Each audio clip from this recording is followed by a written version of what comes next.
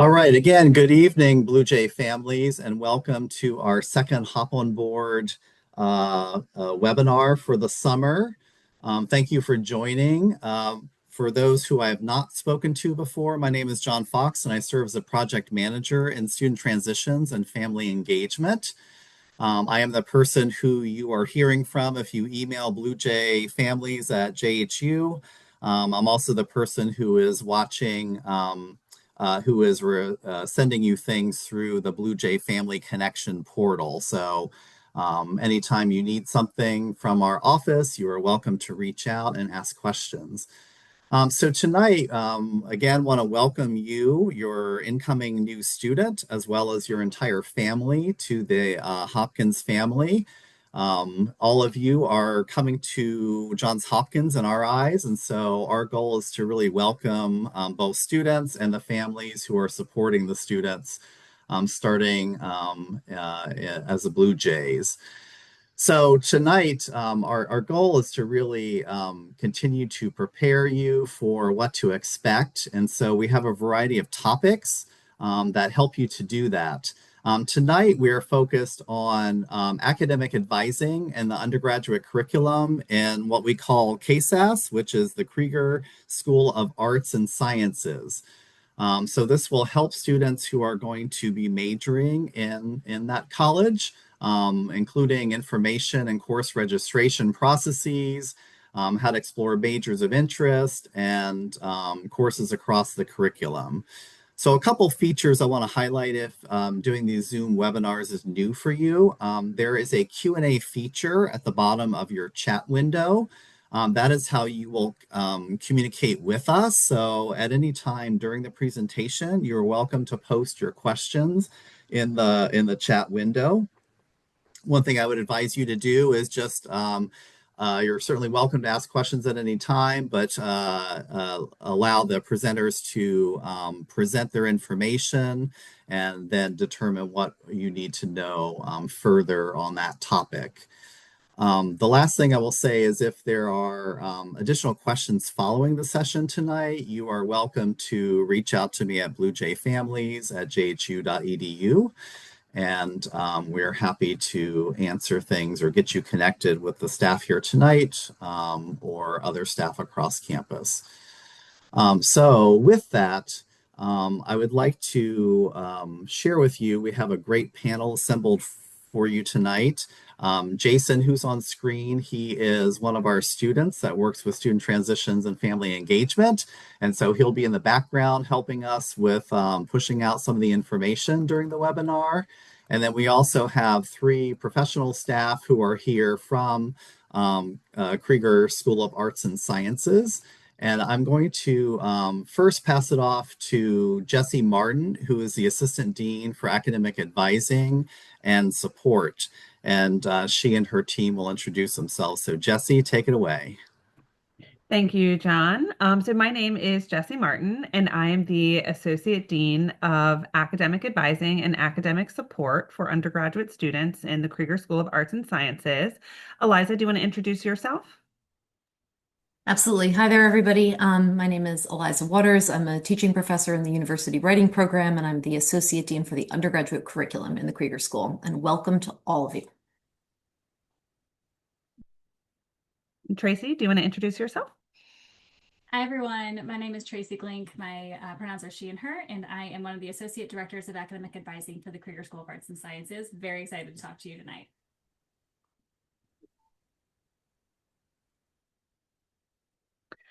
Okay, so I saw a couple of questions that already came in to the chat about like, well, we're WSE. When is the WSE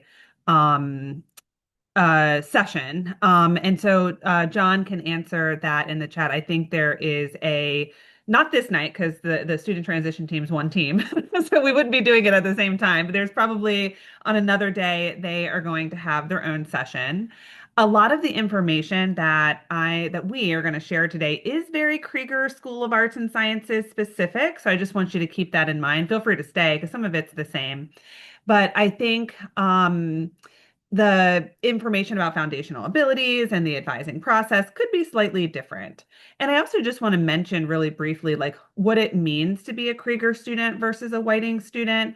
It really is about what your primary major is. So a lot of students might major and minor across schools, and that's certainly fine. But whatever is your first major or your primary major determines your school affiliation. So if your primary major is computer science and your secondary major is neuroscience, you're a Whiting student, and you would adhere to their policies and run through their advising system. So I just wanted to make that clear because I know that that can be confusing for new students, especially before the first registration. So I want to talk a little bit about the role of academic advising in the Krieger School of Arts and Sciences. This is an action. Yeah, there we go. So we are your guide on this new journey and home base if you lose your way. Everyone is assigned a academic advisor who is a staff member who we see as this like holistic person that's going to help you manage your entire experience. So kind of like, the center of the spokes of a wheel, and we could connect you out to these different people and these different places. And that might be housing, it might be faculty mentorship, it might be research, it might be internships. But we're the person that you meet with every semester, and we make referrals and connect you to different people on campus. And we're basically just making sure that you're having the best experience while you're here. And we feel like, it's good to have like one person that can help manage your whole experience, even though we're generalists and you're going to get different things from the specialists.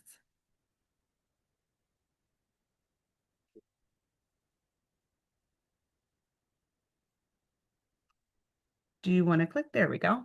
We're also a safe space to kind of support you. We want to emphasize that every journey is very unique. And a lot of students like to individualize their education, and we're here to help you do that. As a part of the first uh, year Canvas course, you're going to be doing this extensive survey, and then we're going to be able to really hear about, well, what are your interests? What are your goals? What are the classes you did in high school? That's just a start. And we're going to learn so much more about you throughout the 4 years. But we're thinking about, well, like what classes would you enjoy? What are the majors and minors that you would like? And so us being like your personal cheerleader and sort of like the customizer of your academic experience is a role that we play. Next slide. So we have a mission statement for academic advising. You can read it here on the screen, but I did just want to highlight a couple of words that I think really make it clear what our mission is. Um, we help students explore the unique curricular, co-curricular, and extracurricular opportunities that we have at Johns Hopkins and that students want to integrate into their undergraduate experience. So curricular is like the classes that you're taking. Co-curricular might be research or an internship or a special project or a thesis that you're doing that you're not getting credit for, but it is very academic in nature. And extracurricular could be like the dance group that you joined or volleyball or, something like that. And so your academic advisor is here to help you with all three of those things, curricular, co-curricular, and extracurricular. We also support students' holistic well-being. We have a holistic advising model. So we're not just meeting about course registration and academic planning. We want to know like about who you eat lunch with and do you feel like you're belonging and do you have professors that you're connecting with? Do you have someone who could write you a letter of recommendation? Have you done an internship or a research project? And so those are things that we're going to be incorporating into every meeting that we have with students. And again, personal, academic, professional goals. We want it sort of plays into the holistic model. We're thinking about students as people, and we're thinking about their personal experience. We're thinking about their academic experience and their professional goals and what their next destination will be once they graduate from Hopkins.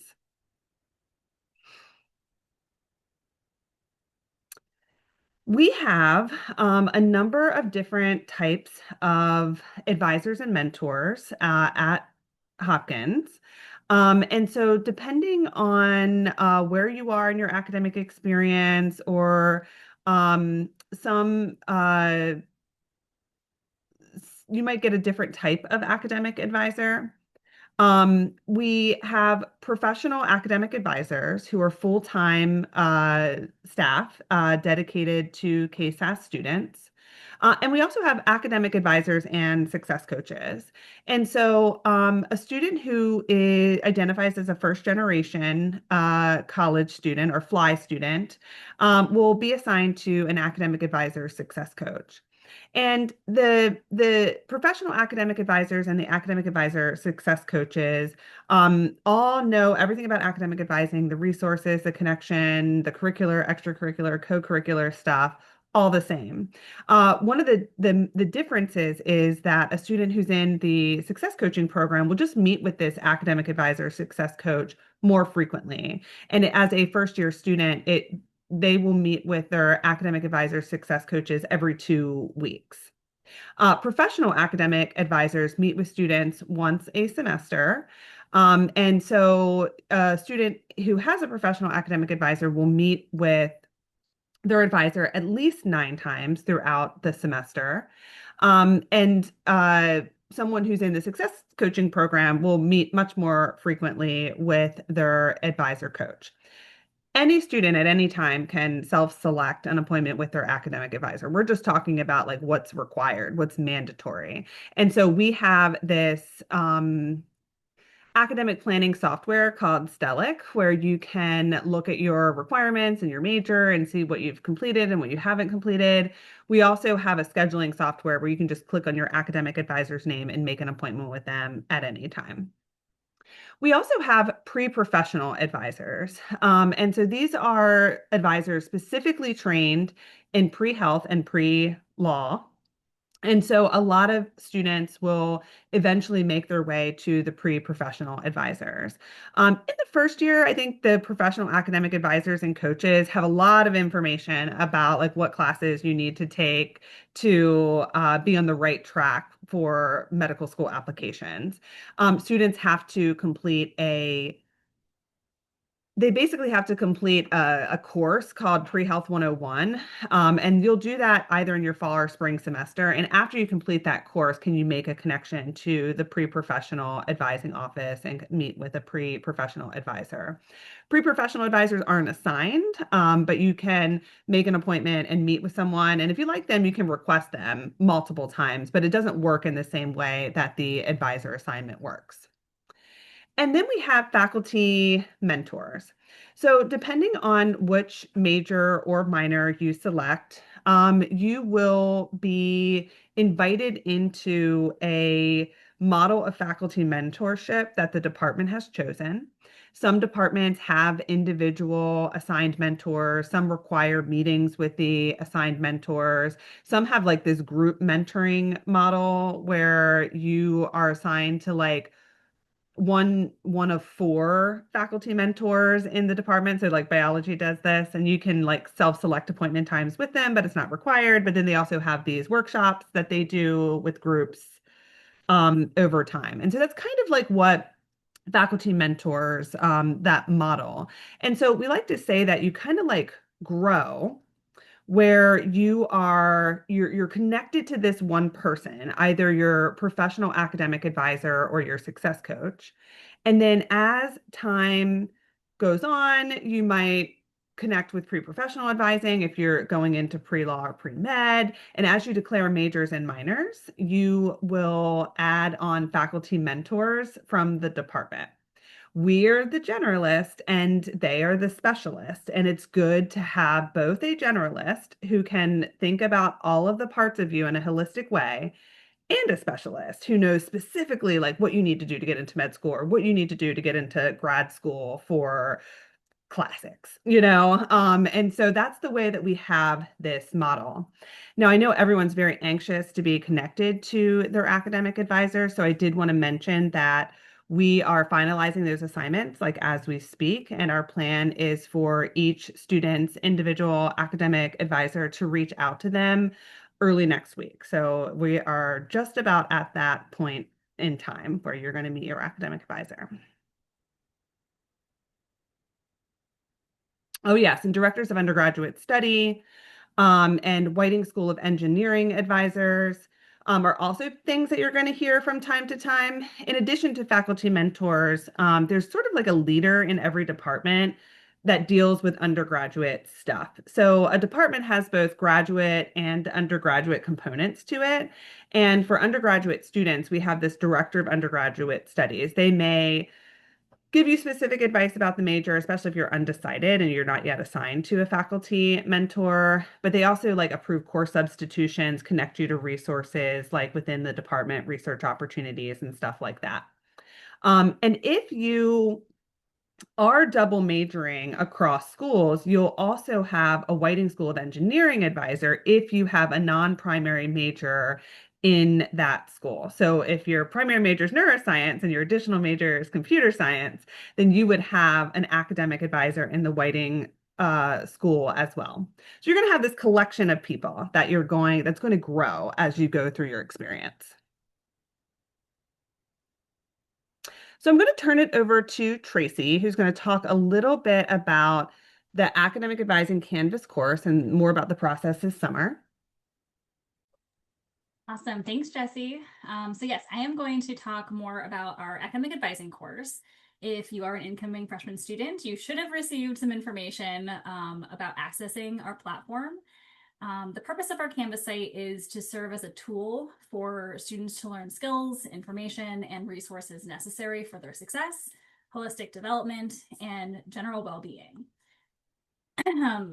Excuse me. You may have noticed the term holistic being used when it comes to supporting our students. And what that means for our Canvas course is that while it's an amazing resource to get you ready for your summer advising meeting and transition into Hopkins, it doesn't stop there. This course will follow you all 4 years while you're at Hopkins, with each semester bringing required modules to complete before you're meeting with your assigned academic advisor. The modules are designed to not take up too much time during the semester, so don't worry too much, and will act as an additional support to guide students on their journey and through their conversations with their advisors. The modules you complete this summer will be a bit longer, just because there's a lot more information that you will need as you prepare to transition into Hopkins, but future modules will fall into that shorter, less time-consuming pattern. All right, next slide, please. Perfect. So let's take a look at some of the information that you're going to be learning in the summer Canvas course. There will be a lot stored in these summer modules. So it really is the #1 place and resource that you should use when looking for information or answers to your general questions. You'll learn about major and degree requirements, which will include the first-year foundation courses, as well as your foundational ability requirements, which Eliza will go into further details a little later on in this presentation. You'll also learn about placement exams, specifically for math, chemistry, and languages. Please note that the math placement exam is required for all students to take prior to registration, even if you do not intend to take a math course in the fall. So make sure you pay attention to that. Keep clicking, please. I apologize. My allergies have been really bad today, so I'm a little today. But the Canvas course will also cover an overview of registration for the fall, which you'll also speak to your academic advisor with about. There's also a section regarding transfer credits. If you have taken college level courses and would like them to be evaluated to transfer into Hopkins, you may certainly do so, but please talk with your advisor first about the best plan for you. The AP/IB GC credits do not count as transfer credits, but there are restrictions on which exam credits Hopkins will accept. The Canvas course will walk you through this, but you will also have an opportunity to speak with your advisor during your one-on-one meeting about this as well. Actually, can we go back for a second? Thank you. So freshmen are required to register for a minimum of 12 credits and are permitted to register for up to 17 credits, which again, this is covered in the Canvas course. And your advisor will also help guide you through what the best fit for you is in terms of your course load. And then the course will also supply you with a bunch of Canvas resources as they relate to academics, wellness, personal and professional goals, and student life. And I know the burning question is like, how and when can I meet with my advisor?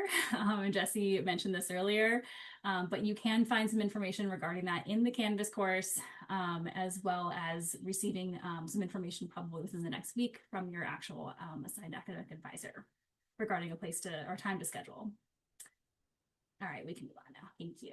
All right, so where can you go if you have more questions? The first stop is absolutely the Canvas course. As I mentioned, it has a plethora of information in there for you. And it's going to be your #1 guide. But you can also visit our academic advising website at advising.jhu.edu for additional resources. Your first year guide and your checklist are going to be your besties as you prepare for not only your meeting with your advisor, but also your transition into Hopkins this fall. And then finally, your absolute biggest resource that you will have once you're connected to them is your academic advisor. All right, covered a lot. So I'm going to turn things over to Eliza now for review of the undergraduate education. Absolutely. Hello, everybody. Greetings again, and thank you for being here tonight. I want to just kind of give a fast overview so that you have the main moving pieces as you start thinking about working with your advisor and making a plan for the fall. So in the Krieger School of Arts and Sciences, which I hope you know is the home for all natural sciences, all social sciences, and all humanities, we have 3 legs of a sturdy stool. We have your first year foundation, which is your first year seminar and reintroduction to writing courses. We have the foundational abilities, which bring you far and wide across the curriculum. And then you have your major. So those are the 3 kind of required main elements of your undergraduate academic experience and curriculum. And then it's surrounded by and infused by everything else, all the research you're going to do, all of the immersive learning, all of the kind of other co-curricular experiences, the study abroad, the community-based learning, everything else. But those are the 3 pillars. So I'll go a little bit into the first year foundation. So next slide, please. All right. So this is how we welcome you. We're bringing you into the intellectual life of the university in a connected 2-course sequence. In the fall, and only in the fall, you will take a first year seminar. There are, in this coming fall, almost 80 unique choices that you'll be able to select from. They are taught by faculty from every single department and program in the Krieger School, and then also some faculty from the professional schools, School of Medicine, School of Public Health. This is our way to provide you with a faculty mentor right from the beginning, a small cohort experience. There's only 12 students and a plethora of choices from which to select. And all of them involve experiential learning, all of them involve reading and are aimed to excite your curiosity and kind of bring you into the fold and give you your first team, if you will.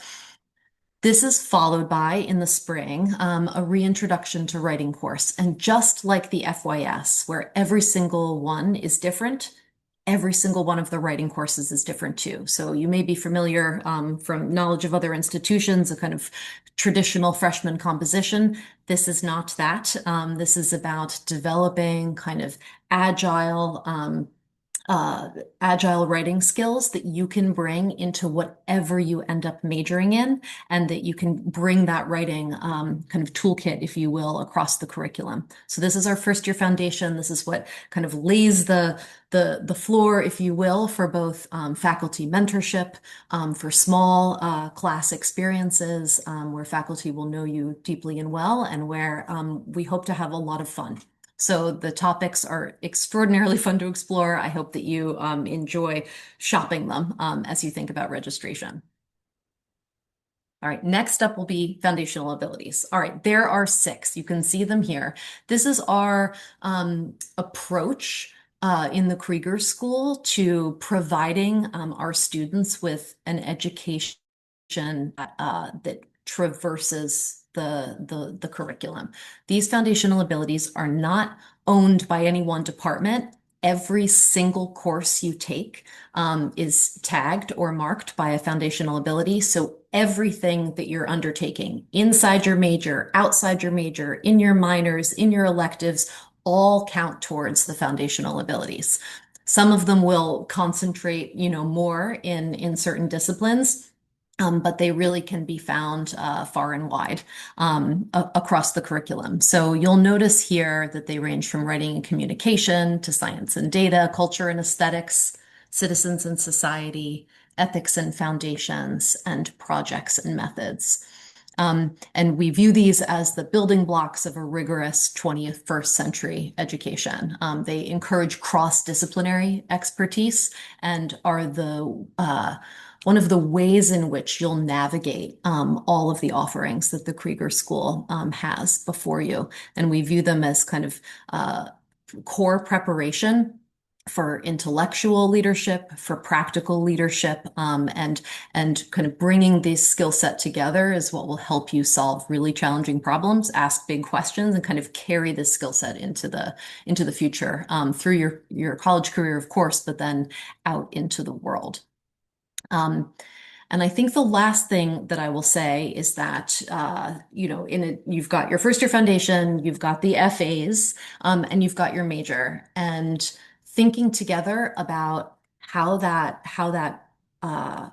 you'll make your own pathway through it is a pleasure, and it also can feel overwhelming. And so that's what the Extraordinary Advising Team is here to help you do. It's what the Canvas course is here to help you do. And soon this summer, you will also have an academic resource guide at your disposal with sample major plans that show the kind of connection and the overlay between the foundational abilities and every single major. So please don't worry about it. This will kind of happen as you pursue your interests and as you think through all of the coursework and the exciting offerings that the Krieger School has. I'll be here in the chat and can answer questions. And then I'll hand it back to Jessie. All right, so I just want to finish up talking a little bit about academic support, also an area that's sort of managed under the umbrella of academic advising and support. We have a lot of academic support programs for students. Unlike high school or even some other colleges, it's like academic support at Hopkins is just something that everyone does. It's more just like being in community with other people studying. So think about like organized study groups in addition, to your class time. So instead of having to like do that on your own, you're kind of doing it in this organized way with these other students. And so that's kind of what Pilot is. We serve near 100% of all incoming students and at least in one pilot class. Chemistry, calculus, very popular for Pilot, but it is really focused on those like large lecture style science, math, STEM classes. And Pilot gets this little group together of like 10 students. You meet in a classroom at night or on the weekend, and you go through these practice problem sets. And so you're doing that with your peers. People make friends, it's a way to connect with other people, not in a 500-person class. So you're like with a small group of people. You'll get information about this when it's time to sign up. So just be on the lookout for that. We also have what we call in the academic support world supplemental instruction for chemistry and organic chemistry. And this is, we call it the Organic Chemistry Initiative, the General Chemistry Initiative, or OCI GCI. We love acronyms. So that's something we'll have to all get used to. And that is more than pilot. You have the problem sets that you're doing, but it's also a reteaching or retelling of the material, trying to fill in gaps between the class lecture. It's tutoring and problem set practice together, basically. And that's been very popular among the students who cited it as one of the most important resources that they had this past year. We also have traditional tutoring, individualized tutorings, and that's more reserved for someone who really does need that extra support. And you might meet individually with a individual tutor like once a week to go over the material, reteach, retell the essence of what tutoring is. And we have study consulting, which we consider to be our non-content specific support. This has been praised as a wonderful like peer mentorship program. You're basically paired with an upperclassman who's taken the same classes before, who has the same interests as you. And it's like, well, how am I supposed to read all this stuff that they're telling me to read? What am I really supposed to do? Like how do you read this much content? How do you really prepare for a general chemistry exam? And you're basically being paired with someone who's done it and got an A, and it's just a wonderful resource and a cheerleader as well. So that's been a really, really great program. We also have Express Study Consulting, where if you don't want a long-term partnership or you just want to dip your toe into it a little bit, you can come to like, I have a question about how to study for this. And I just want the answer for this rather than like this peer mentoring relationship. That's also available. We also have a writing center, which is wonderful. That's not run out of the academic support office, but rather out of the university writing program office. They are the ones who teach the reintro to writing that Eliza was talking about. And of course, they help with papers and projects, from every step of the way. It's, how do you approach this project? Are you meeting the requirements? Are you then editing it? But they also help with other stuff. Like I think they help with like med school essays and resumes and you know what I mean? Stuff like that as well. So all of these are wonderful resources. You're going to hear more about them at orientation. I like to tell the parents because sometimes like kids will be like, "Oh, I'm so scared about chemistry," and then like, "Oh, I remember that there was this thing called pilot that you could do." So I like to kind of bring it up in all the spaces, especially where the parents are. And of course, we have our website right here, academicsupport.jhu.edu. That's a wonderful place where you can learn more about that.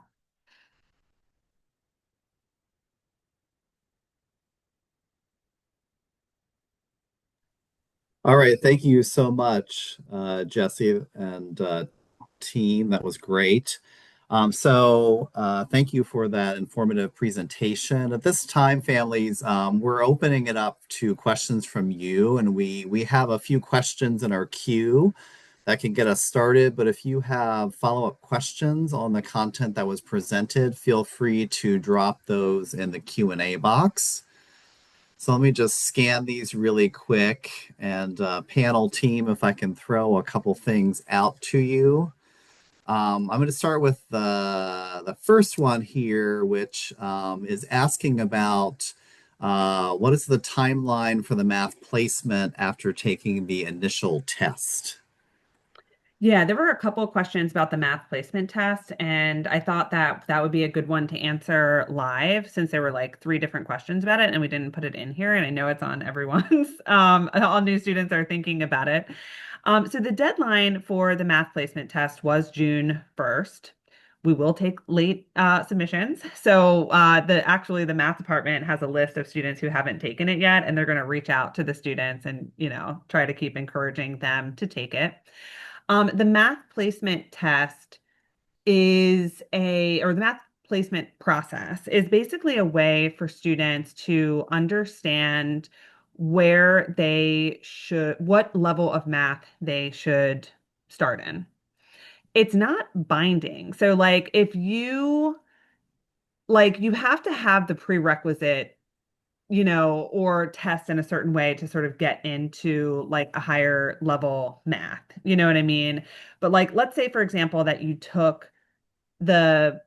you have credit for Calc 1 and 2 via AP credit. So you did Calc BC, you got a 5, and you're going to get like Calc 1 and Calc 2 credit, but you place lower on the math placement test. Maybe it placed you into Calc 2. If you wanted to take Calc 3, you could. Um, but I would want to, and there's nothing preventing you from not doing that, but you would want to talk to like the math department about it before you do that. In my experience, I have found that the placement test is like very, very accurate.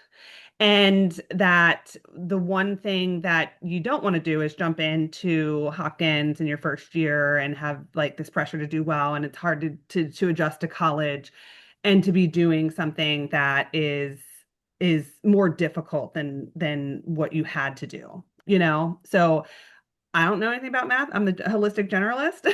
So I think like you can just email like the placement math people from the course and just say, hey, I'm getting credit for Calc 2, but the test said I should do in Calc 2. And what they will do is they'll go into like that section of the test where maybe you didn't score well or something, and they'll say, oh, you didn't do good on differential equations, part of this test. And I think you could study up on it and be prepared for Calc 3, but you would really have to do that over the summer via self-study if you want to really jump into this and be successful. That's the kind of individualized advice they can give you. So you're not going to receive a formal placement that says you have to take this. You're going to use this as information, and your advisor is also going to help you through that process. And just in case it wasn't clear, let me just explain the timeline again for that. So math placement tests, get it done now, because the department's going to start reaching out to people. Advisor's going to contact you on Monday or Tuesday.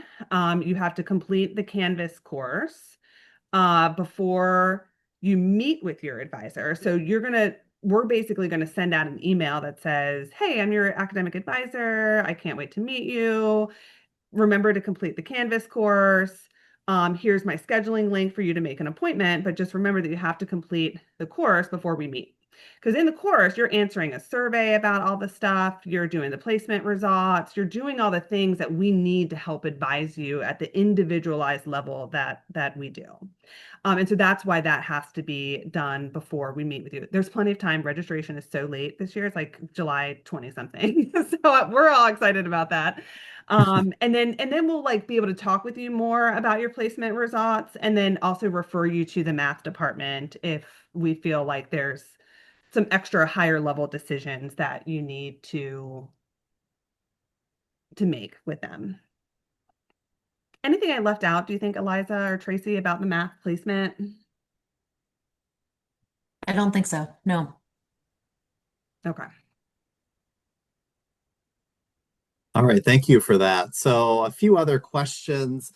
There's a question about, is there some sort of first year student checklist that's available for folks coming online in KSAS?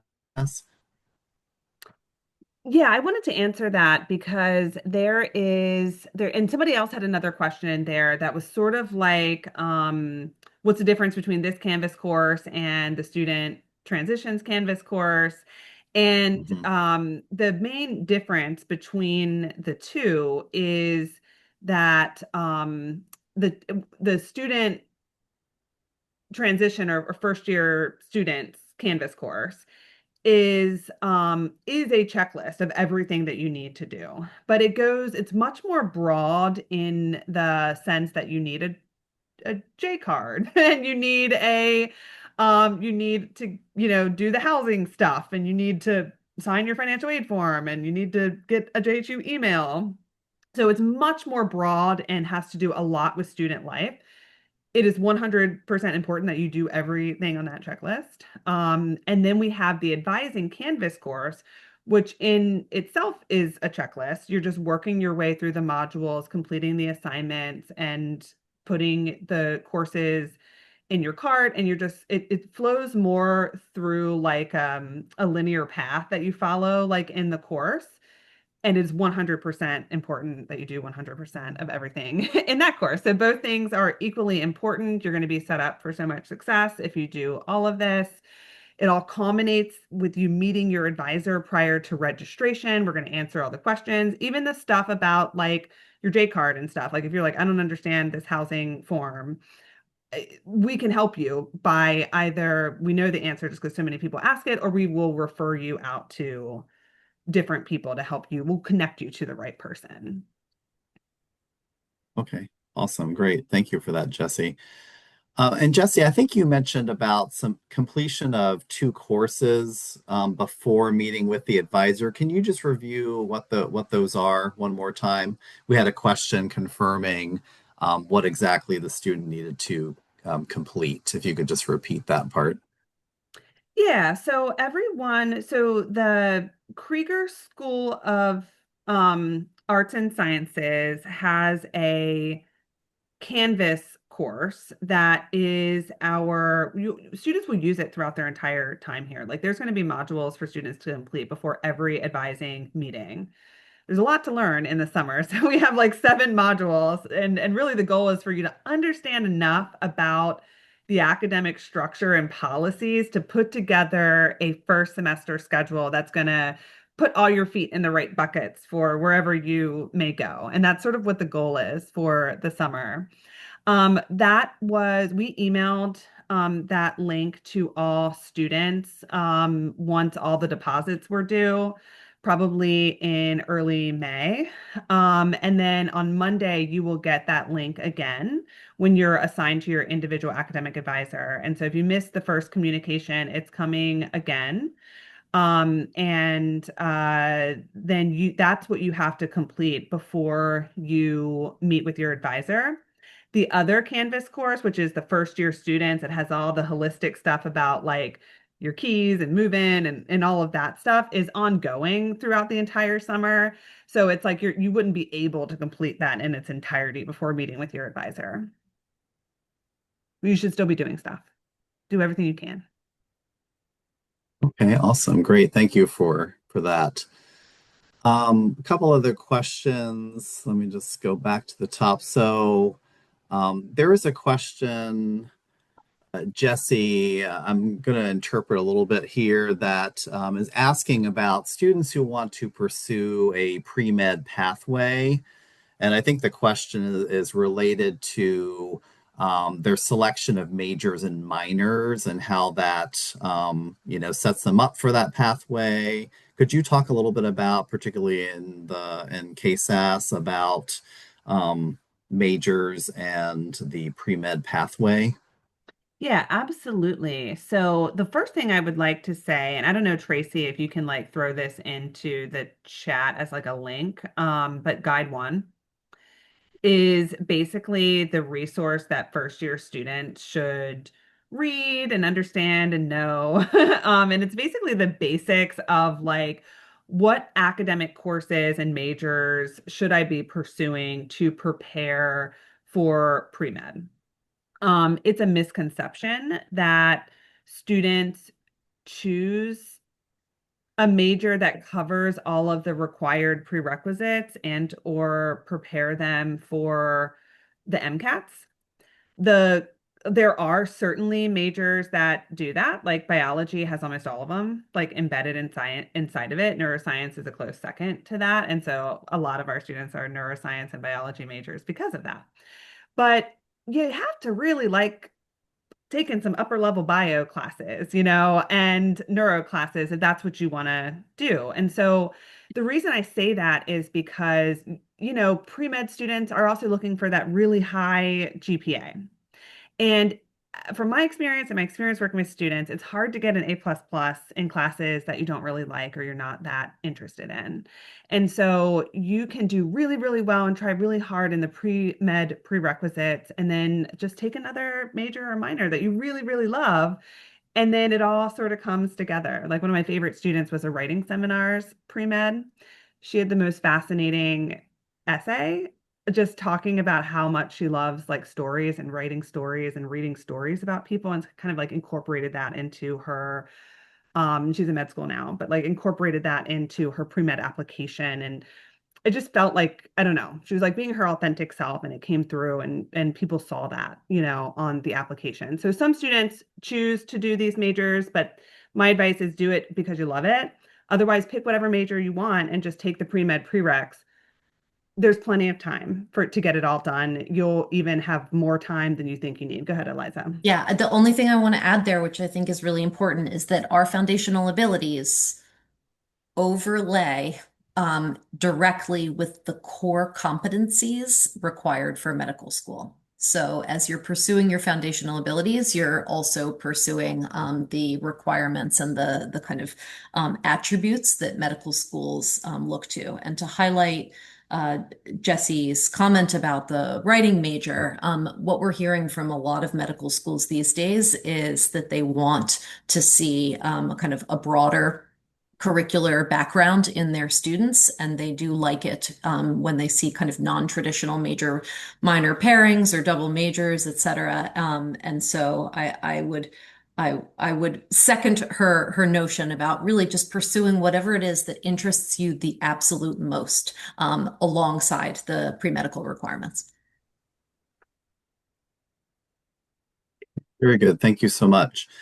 We've had a couple questions come in, team, about placement tests, whether there's ability to retake them, placement tests for specific majors. Is there anything that you could direct folks to as kind of resources that address those kinds of issues? Yeah, so you can take the placement test for math over again. If it's not working for you technically, then just email mathplacement@jhu.edu. So that's not a problem at all. And language placement tests we have in our Canvas course, we have, and on our advising.jhu.edu, we have a lot of information about the language placement courses. There's a lot of languages out there. So in each department kind of has a different process timing for it. Like the more popular the language, the more like uniform the process is. Like Spanish, for example, like obviously like there's a lot of people that want to learn Spanish or have already learned Spanish, and so they have an actual like Canvas placement test for Spanish, and you can do it whenever. And then there is like, you know, Arabic, you might have to go and talk to the language coordinator for Arabic during the first week of classes and have a verbal conversation with them, and then they sort of place you into the course. So there's a whole chart in there, and I think that is where you can find that information. Um, I think so regarding someone was like, "Oh, is there any sequence to these math classes?" Um, I think there is like so Calc 1, Calc 2, multivariable calculus are definitely like 1, 2, and 3. And then you add on like linear algebra, differential equations, like all of those different classes they require some level of like Calc 1 and Calc 2, maybe. I don't know. I never took these classes. Did you ever take these classes, Eliza? I think most people are doing like most students do Calc 1 and Calc 2. It's sort of like a the building blocks of a STEM degree. And then are only going up to some people go into Calc 3 just because they're like, oh, I don't want to leave math. I've done math every year since I was like in first grade. And so they want to they and maybe they got uh credit for Calc 1 and Calc 2 and they just want to do multivariable calculus. But a lot of our majors in Krieger might not require that level of math unless you're majoring in math, unless you're doing biophysics, maybe you're double majoring in engineering that requires a higher level of math, or maybe you just like math and you just want to keep going, and that's fine too. Okay, awesome. Thank you so much. A couple other questions as our time begins to get a little short. I wanted to ask, there was a question about the study consulting assignment. Is there something that the student needs to fill out? That is on the academicsupport.jhu.edu website. If you click on study consulting, you'll find a link to like the request for a study consultant. All right, awesome, great. A question about, let's see. So I'm just looking through. Bear with us, families. Let's see. So there's some questions about double majoring. A lot of students will have multiple programs of study, and that's perfectly fine. And like as Eliza mentioned, with foundational abilities, you might be really passionate about anthropology and biology. And you can do both. And that's one way to knock out those foundational abilities because you're like going across the curriculum in so many ways. So we see some people like double majoring in very different things. We double majoring in the same area may mean that you're taking a lot of science and foundation courses, but then you're missing a lot of the culture and aesthetics and the writing and all of those things. So it could take you longer or have a more intense course load every semester. And so we don't recommend double majoring in very similar disciplines. And we do, in fact, have a um, like some restrictions on things where you can't double major in this and this. Someone had a specific question about neuro and bio, and that's actually not one of our restrictions. You can do that. But you just have to weigh like, what is it that I like about both of these that makes me want to do this plus my foundational abilities in this other area? Is that really the way that I want to spend my time? Like you're just thinking about the pros and cons. It's something your advisor can help you with. We have a lot of students who start out as double majors and kind of be like, I'll just take the minor, or they'll be like, yeah, I thought I really liked this, but I kind of don't. I feel I understand that I'm getting what I need out of this. And then we have people adding on, like there's, like I said, you're going to be individualizing your education and we're here to help you support you do that. Um, and I saw John put in our own little chat about the econ placement test. So there is no econ placement test. They used to have one, but we no longer accept AP credit for econ. And so there is no longer the ability to have AP credit count for econ. It was an oral exam. And I think I only remember one person passing, in like 10 years. So I think they just decided to nip that in the bud. The econ department really believes that students like they go far beyond the AP content for econ. And if that's really what your major is at Johns Hopkins, like you would totally benefit from taking the classes rather than getting the AP credits and then finding yourself feeling very challenged or missing information in the upper level classes. All right, great. In that vein, Jesse, someone asked about dual enrollment credits for economics. Are those still accepted? So, dual enrollment would fall under our transfer if it was sort of like when you were a senior, you went to your local community college and you took micro, macro, econ, and now you want to transfer them to us. That is accepted. We review those as we would any other transfer course. We send the syllabi to the department, and the department evaluates it and says, yes, this is equivalent to Econ 101, Econ 102. The good news is that even if it's not, we still accept the credit and it will count towards like a foundational ability. But if you're an econ major, the department may want you to still take their econ if it doesn't cover the same amount of content. A lot of that information is in the Canvas course. And as a big thing that you'll want to talk with your academic advisor about, did you take, and in the new student advising form, which I saw there was a question about that too, like that's a link in the Canvas course. And it's basically like this big survey about like, well, did you take any dual enrollment credits and what are your APs and what subjects did you take? And then we're looking for that and we'll be like, so it says here that you took some dual enrollment credits for econ. Would you like to have those evaluated? Here's how you go through that process. So there's a lot of that to come for sure. Yeah, same dual enrollment for anything is the transfer process. So any subject that you took, even if Hopkins doesn't have it, you can have us evaluate that. The credits go towards the 120, they go towards foundational abilities. And if the faculty believe that they're equivalent to something here, they will meet a requirement for your major or minor as well. Okay, very good. Great. Well, we are coming to the end of our time, and I know we've gotten through a lot of content, and folks have gotten to ask some really great questions. I want to just kind of wrap us up here. So, I want to thank first our panelists here, Tracy, Eliza, and Jesse. Thank you so much for your time and the really great presentation this evening. I hope for families you feel a lot more informed about what that process will look like.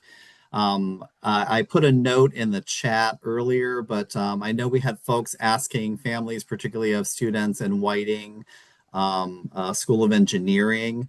I do have some information that I'll push out to everyone by tomorrow so that you can see that. There's similar opportunity. There will be a webinar coming up next week, followed by some Zoom sessions for your students to meet with advisors. So I will let you know what they did tell me. A reminder, a copy of this recording will be up on our website in the same place that you registered by next Wednesday. And that will go out also in a newsletter that I will push out in a week that will have some highlights from this, as well as links to the slide deck, as well as to a recording of this session. Two more final notes. One is that just a reminder that new student orientation move-in is on August 23rd, and that orientation starts that same day at 6:30 for the student. It is mandatory and will continue until classes begin on Monday, August 31st. And we hope that families will be able to get to campus for their students move in as much as possible. But just keep in mind that they will not have time during that orientation period to really meet up because they have a very full agenda. And lastly, we have our next Hop on Board webinar for both students and families on June 17th. That will be focused on student health and well-being. So that will be broadly addressed, but also you will hear from folks in primary care, mental health, and also the folks who oversee and work with health insurance. So you can bring all of those questions at that time. So quickly, panel, any final thoughts or comments you want to make before we close? Yeah, I mean, well, thank you guys for coming. I always love doing this every year. I get so excited about new students and meeting our new students. So thank you for coming. I hope it was helpful to you. And I think like just every question that you have, like you might not have got it fully answered, or it's kind of hard with the webinar format. Just know that you will be connected with an individual person who's going to be like your holistic guide throughout this entire experience. And every little detailed, nuanced question, whether it's about a policy or a piece of information or a course, or like your internal desire to study this or to do that, is something that you are going to talk about in so much depth with your academic advisor and with all the other advisors. That's going to start next week. And so I think you're going to find that all of your questions are going to be answered very, very soon. Anything Wonderful. you guys want to add, Eliza or Tracy? Just to say, welcome to the Krieger School of Arts and Sciences. We cannot wait to meet you in August when you come. We will be here with open arms and ready to bring you into our classes and facilitate your learning along the way. And we're thrilled. Could not have said that any better than my colleagues, so I'll leave it at that. Welcome to Hopkins. Great. Thank you so much for a great presentation. And Blue Jay families, thank you for being here. We all look forward to working with you, and we'll see you on the 17th for student health and well-being. Thank you so much. Have a great night.